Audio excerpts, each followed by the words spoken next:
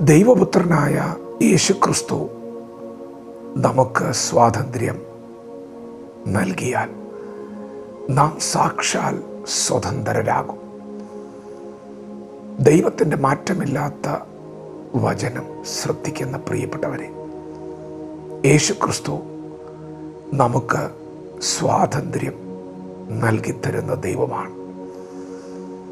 3 മേഖലകളിലെ സ്വാതന്ത്ര്യമാണ് ഇന്ന് പകൽ ദൈവം നമുക്ക് നൽകുന്ന ആലോചന. ഇന്ന് ഈ ഭൂമിയിൽ മനുഷ്യൻ അനുഭവിക്കുന്ന ഏറ്റവും വലിയ അടിമത്തം പാപമാണ്. പാപം മനുഷ്യനെ വാഴുകയാണ്.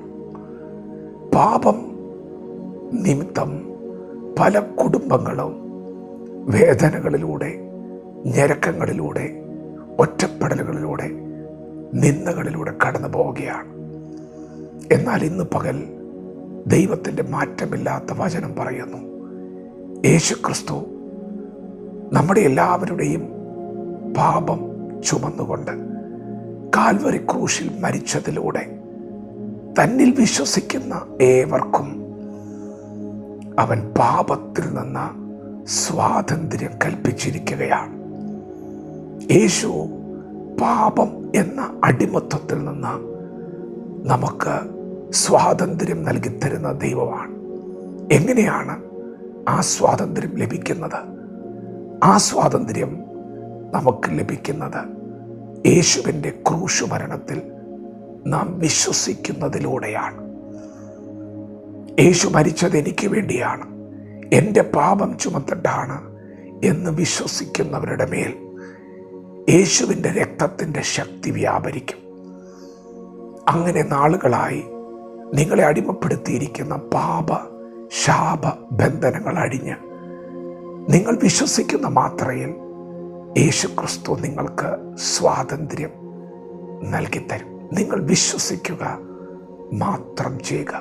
ദൈവപുത്രൻ ചെയ്ത പ്രവൃത്തിയിൽ വിശ്വസിക്കുക. പിന്നെയും യേശു കർത്താവ് നമുക്ക് നൽകുന്ന സ്വാതന്ത്ര്യം ഭയത്തിൽ നിന്നുള്ള സ്വാതന്ത്ര്യമാണ്.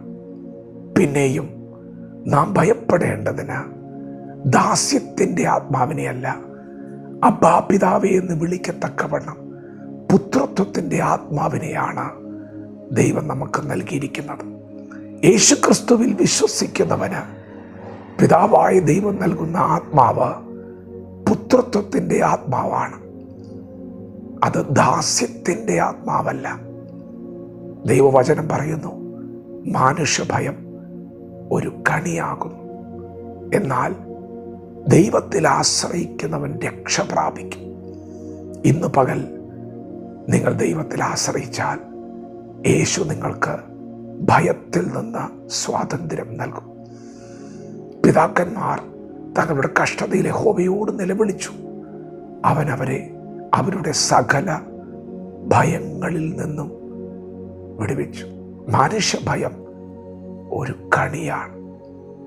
ഭയപ്പെടുന്നത് ഭവിക്കും എന്ന് തിരുവെഴുത്തിൽ എഴുതിയിട്ടുണ്ട്.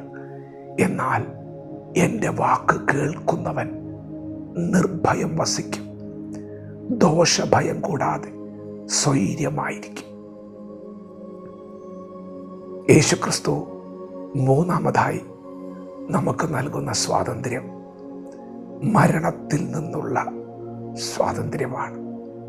വിശുദ്ധ വേദപുസ്തകം പറയുന്നു, ജീവൻ്റെ ആത്മാവിൻ്റെ പ്രമാണം എനിക്ക് മരണത്തിൻ്റെ പ്രമാണത്തിൽ നിന്ന് സ്വാതന്ത്ര്യം വരുത്തിയിരിക്കുന്നു. അതേ പ്രിയപ്പെട്ടവരെ, യേശുക്രിസ്തു നമുക്ക് മരണത്തിൽ നിന്ന് സ്വാതന്ത്ര്യം നൽകിത്തരുന്ന ദൈവമാണ്. തൻ്റെ അടുക്കൽ വരുന്നവരോട്, തന്നെ വിശ്വസിച്ചവരോട് യേശു പറഞ്ഞു, എന്നിൽ വിശ്വസിക്കുന്നവൻ മരിച്ചാലും ജീവിക്കും.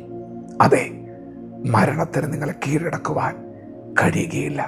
യേശു പറഞ്ഞു, എന്നിൽ വിശ്വസിക്കുന്നവരെ ചേർക്കുവാൻ ഞാൻ വേഗം വരും. അന്ത്യകാഹളനാദത്തിങ്കൽ ക്രിസ്തുവിൽ മരിച്ചവർ അക്ഷയരായി ഉയർത്തെഴുന്നേൽക്കും. മരണത്തിന് നിന്നെ കീഴടക്കുവാൻ കഴിയുകയില്ല, തോൽപ്പിക്കുവാൻ കഴിയുകയില്ല.